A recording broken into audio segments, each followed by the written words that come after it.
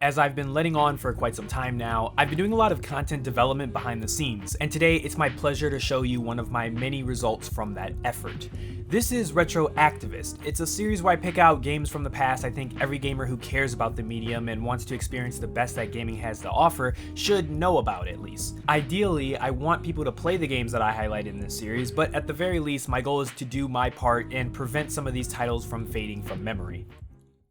The first game that I've chosen to highlight in this series is actually not all that old. It's only been about 12 years since Vampire the Masquerade Bloodlines was released. In fact, in the US, the game came out on the very same day that Half-Life 2 was released, but that's not all these games had in common. They also both ran on the same source engine, a graphics engine that brought a revolution in facial and body animation, making characters much more real and believable. This was when we went from the ugly, low poly characters to the start of modern generation character animation that rivals CG movies from yesteryear.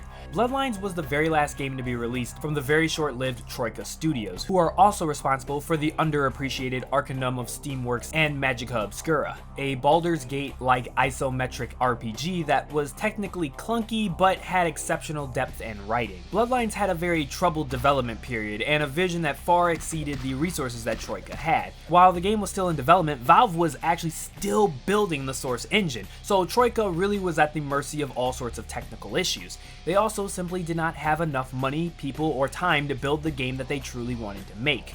When Bloodlines was released, it was, without any argument, unfinished. I know how a lot of people like to bring up that games that come out nowadays are unfinished or broken, but even back then we had that same sort of issue. Bloodlines had a lot of content that was left out because of time issues. The game was broken, buggy, and basically could not be finished without using a console command to skip certain parts. And here comes the but. It was also one of the best computer RPGs ever made, and if you ever get a chance to play it, you should do it without a second thought.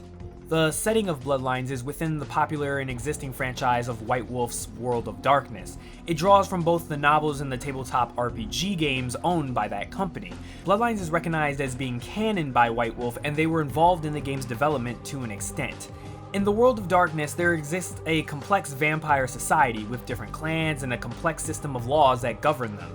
This society exists hidden within the cracks of the mortal world, and the members of this underground world work hard to keep it that way. You start this game as a newly turned vampire who immediately gets roped into the politics and conspiracies of the vampire world. From the first second that you start playing this game, you may quickly realize that there's something different about Bloodlines. Mainly, it has to do with how alive the game's characters feel. The writing of the dialogue is crisp and smart. Even today, few video games match the quality of the writing in Bloodlines. The Worlds of Darkness's world building is pretty awesome, and if you're into modern, dark, and urban fantasy, Bloodlines should be at the top of your list. One of the reasons that this strong writing shines through is that Troika tried to stay true to the tabletop role-playing experience. So although it is a first or third person game mechanically, it's closer to the rich CRPGs like Baldur's Gate and Planescape Torment. This means that you can avoid combat, talk yourself out of situations, and have a wide variety of viable character builds that can completely change the way the game plays. There may be some people who will disagree with what I'm about to say, but when it comes to choice and consequence, Bloodlines does a few things that Deus Ex pioneered a few years before better. The replayability here is pretty crazy, and it's normal for fans of the game to do a complete playthrough multiple times, looking for every single little thing that could have happened differently. The other thing that Bloodlines absolutely nails is atmosphere, and in some places, level design. It's especially some of the earlier parts of the game that obviously had more time and polish applied to them to some of the later parts of the game. The pinnacle of atmosphere in this game has to be the Ocean House Hotel level, which still to this day completely blows my mind about how atmospheric it truly is. Without spoiling it too much, this quest tasks you with investigating a haunted and abandoned hotel, and without any exaggeration, this game is worth playing just to experience that one quest. Bloodline's biggest problem was just that it wasn't finished. The game's design, writing, and for the most part actual gameplay surely all individually qualify for its masterpiece status, but technical problems have had it held back and prevented many people who would surely love this game from truly enjoying it. Nothing has changed when it comes to the retail version of this game today. If you buy this game on Steam today, right now, it is still broken. Troika is long dead and gone, so it's a good thing that fans of this game have spent more than a decade, no, I'm not kidding you, a decade slowly and painstakingly polishing Bloodlines into the game that it was meant to be. While I was actually working on this video, the beta for the version 9.5 official fan patch was actually released. 12 years later, and the fan community is still releasing bug-fixed patches for the game. But the patches don't just make this game completable and playable, but they also fix many of the balance issues and difficulty spikes that were in the retail release of the game, simply because there was no time to test and balance the game.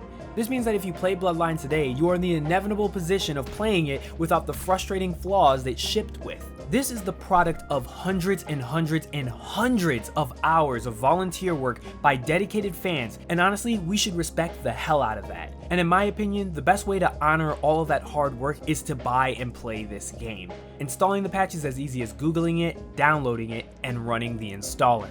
All in all, I'm actually pretty excited about this Retroactivist series, and I have a pretty long list of games that I want to highlight, but this is something that I cannot do alone. So starting now and any future episodes, I'm inviting my subscribers to submit nominations for any game that they believe should not be forgotten, and maybe, just maybe, it may make the shortlist to become a Retroactivist video. More importantly, if you discovered a game on Retroactivist and you loved it, do your part and share it with other people. You can use this relevant video to let them know what the game is all about, and with your endorsement, we may get deserving games the attention they deserve from a new generation of gamers.